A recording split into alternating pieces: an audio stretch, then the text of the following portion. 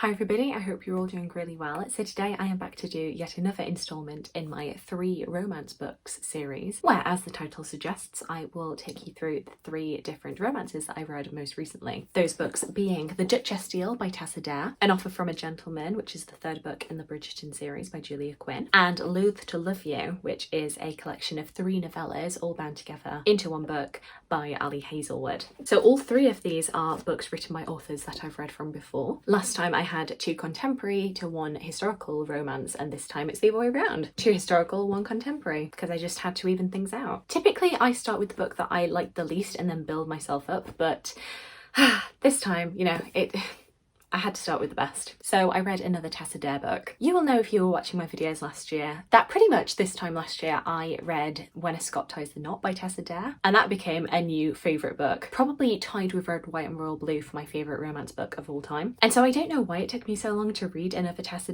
book. I clearly like this author, but I was just a bit worried after all of the hype for When a Scot Ties the Knot that maybe it wouldn't live up to the expectations. But I'm very glad to say that this definitely did. I think probably When a Scot Ties the Knot is kind of edges this one out a bit, but I had a really good time with this. So in this book we are following the Duke of Ashbury and Emma Gladstone. We are introduced to the Duke of Ashbury, and he is an intense, very brooding figure who, ever since coming back from the war, has really kept himself to himself, doesn't like going out into social engagements, and we find out very quickly that this is due to scars that he sustained during battle that very much disfigured his face. And especially after his fiancée ended up jilting him, upon seeing his face, he is very reluctant to ever go out in society again. But he knows that he must have a wife. He knows that he needs to marry. He knows that he needs to sire an heir in order to be able to pass down his land and titles. While he's pondering all this, who should stumble into his life but this young woman comes tumbling into his room wearing a wedding dress, very reminiscent of the first episode of Friends, by the way. And she introduces herself as Emma Gladstone, who was the seamstress who was making the wedding gown for his ex-fiancé. And she's been absolutely enraged by the fact that even though she has spent hours and hours making this dress, she still hasn't been paid for it. And so she decides to do the most dramatic thing, which is to show up at the Duke of Ashbury's house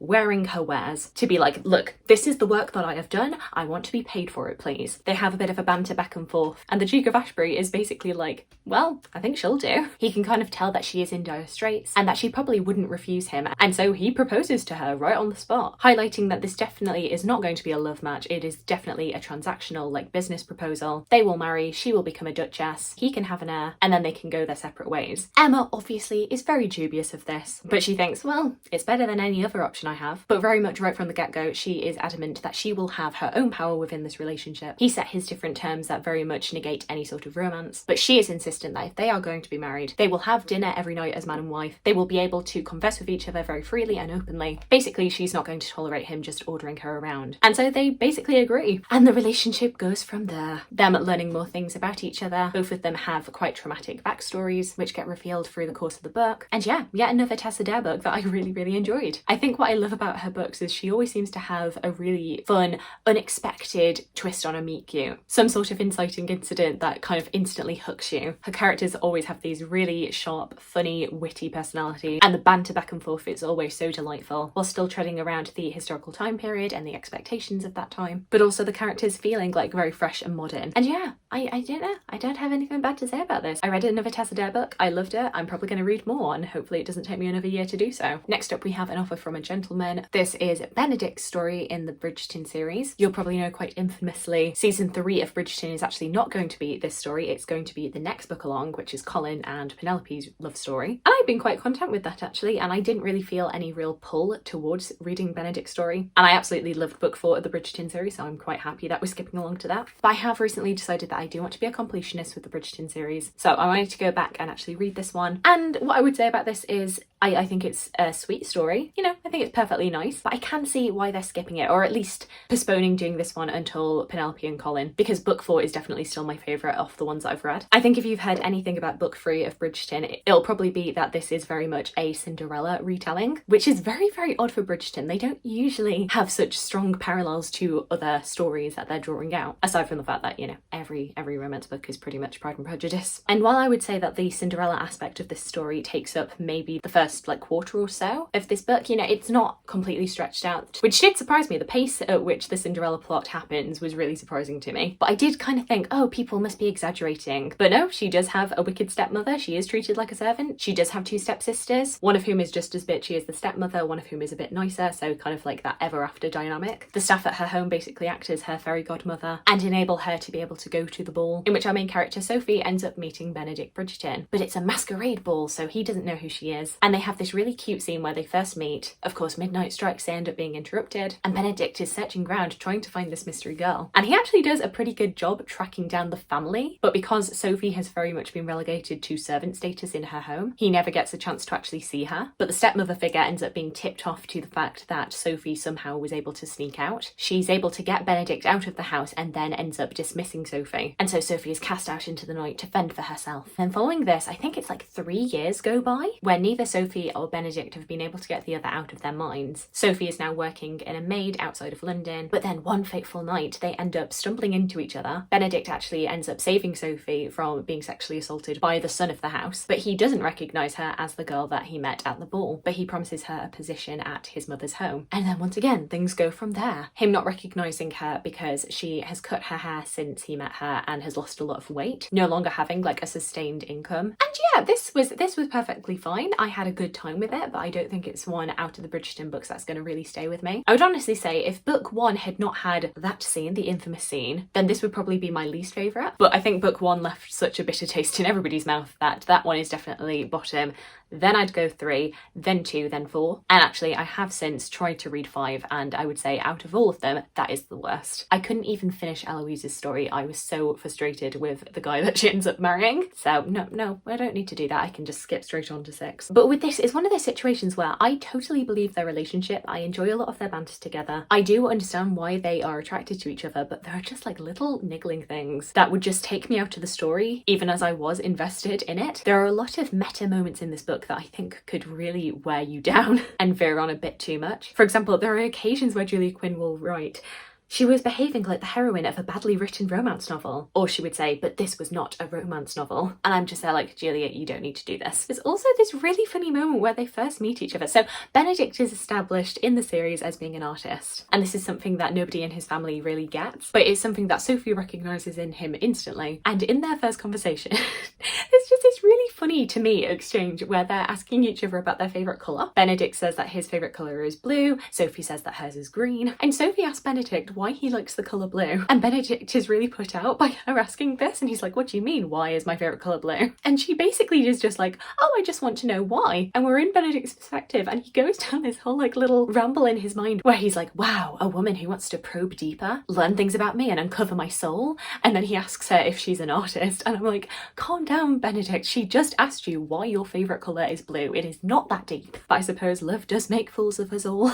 Also, there are definitely aspects of this which do crop up occasionally in Bridgerton books, where the two main characters are arguing and they just do not know how to argue in a very healthy way. There are instances, for example, where Sophie, when she's mad at Benedict, will just hit him, not necessarily in a way intending to hurt him, but just kind of like on his shoulder to get out his frustration. And I'm just like, Sophie, no, don't be doing that, please. Or him like grabbing her and holding her, trying to restrain her, saying things to her like, "You don't know what you want." That comes up a lot, and I'm like, Benedict, please no. So yeah, those aspects of it didn't think were necessary, but everything around it I quite liked. As I say, I know a lot of people have harked on about the Cinderella-ness of this whole story. It didn't really bother me too much. I think, you know, I like Cinderella as a story, so I don't really mind when it gets used again and again. So yeah, this is perfectly fine. I am glad that I've read it, but it's not a favourite of the Bridgerton books. So we started on a high, we kind of dipped down a little bit in the middle, but we're back up to a high again with Loathe to Love You. So this is a novella collection, 3 novellas featuring 3 different romances. The connecting link being that the 3 main women in these love stories are all best friends, but they are kind of like long distance best friends. And as all Ali Hazelwood's characters are, they are very much women in STEM, and each have their own respective STEM field that they're passionate about. And all of them end up being in relationships where there is a bit of like rivals to lovers. We start off with Under One Roof, which follows Mara and Liam. Mara and Liam end up having to share a house after one of Mara's tutors ends up dying, but they had such a close bond and relationship that her tutor ended up leaving her half of this house. Liam, who owns the other half of this house, is pretty miffed by this and wants her out, but she's very stubborn and is like, "No, I want to live here. I've just moved to this city. This would be perfect for me, and I'm entitled to half of this house, so no, I'm going to stay here." They're very cross with each other about the situation. They definitely start as romance rivals, but of course when you've got such close proximity, sparks begin to fly. Then in Stuck With You we have Sadie and Eric's story. Sadie had met Eric a few weeks ago. They had instantly hit it off, gone on a date, slept together, kind of thought that this was the beginning of something special. But when Sadie gets to work the next day, she finds out that not only is Eric working for a rival company, but he's actually one of the co-founders of this rival company. And because they both worked in engineering, but Sadie didn't know how high up Eric was in the company, she kind of like spilled a lot of details about what she's working on and pitches that she's preparing. And lo and behold, one of the pitches that she puts together ends up falling through and they end up going with Eric's company. Sadie, understandably, really upset by this and decides to completely blank Eric, block his phone number, ignore all of his calls, and she thinks, okay, I had a really bad experience, but that's all done with. But then one night she's working late, she gets into an elevator and Eric also steps into the elevator. And in typical rom-com fashion, the power goes out, the elevator is stuck, and these two ex-lovers are forced to confront what happened. And we find out that maybe things are not as clear-cut as they seemed. Then in Below Zero, we have Hannah and Ian's story. Hannah is working for NASA and she's actually working in the Arctic, doing vital research. She ends up getting stranded and injured during her experiments and is absolutely horrified when Ian Floyd, one of her longtime rivals who is very high up at NASA, is the one who has come to save her, particularly when he isn't even listed on her expedition. We find out more about their backstory, how they'd had a bit of a one-night stand, or I should say like a near-miss one-night stand. There seems to have been some antagonism, Hannah being very mad with Ian because he had apparently blocked her application for even going on this expedition. And once again, as they are in this tense situation, they find out more of the truth of what actually happened. As you will have seen from my previous videos, I have loved the two other Ali Hazelwood books that I've read previously, The Love Hypothesis and Live on the Brain respectively. So I was pretty convinced I was going to enjoy this, but I did wonder if the fact that it is more short stories, novellas, than at full-length novels was going to put me off. I'm not a massive fan of a short story because of the fact that you're constantly stopping and starting, but I thought these were all really, really cute. The best part of these novellas was actually the friendship between the three girls, even though they are not often in the same vicinity. They just have this real rapport and camaraderie that really shines through. I feel like if you already know that you love Ali Hazelwood, you'll really get on board with this. If you were somebody who has been frustrated with her books in the past, however, I would say stay clear of this. You know, Ali Hazelwood has some tropes that she likes to go back to again and again. Her guys are always like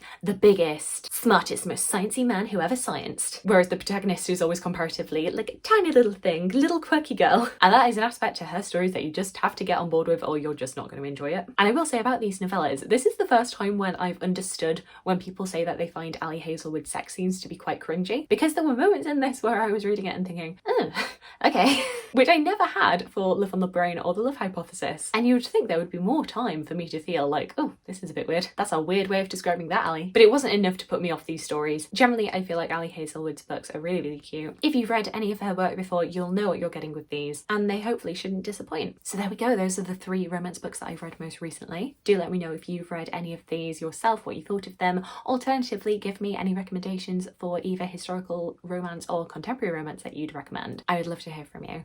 I hope you're having a fantastic, fantastic day, and I look forward to talking to you again soon. Thanks. Bye.